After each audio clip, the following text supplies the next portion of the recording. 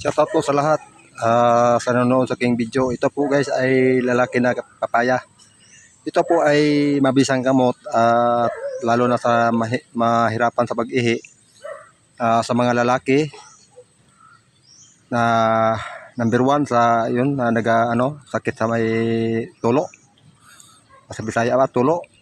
Kung mahirapan kayo sa pag-ihi guys, ito guys ay gawin niyo po.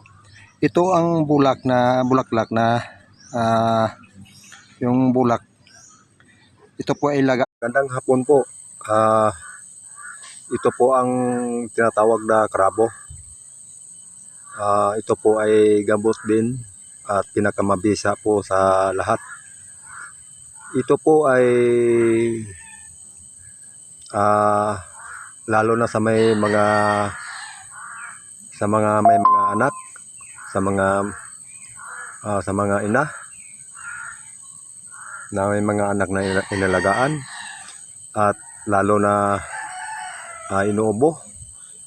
At good morning guys, ito po ang tinatawag na lemongrass.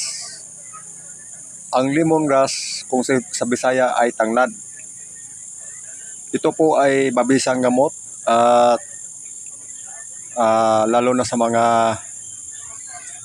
mataas ang ating dugo.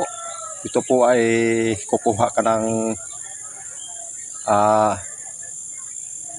kapirasong sa lemongrass at pakuluan mo ng tubig. Hello guys, sa lahat sa nanonood sa aking video. Ito po ay tinatawag na sambong. Sambong at gamot din ito sa kidney trouble.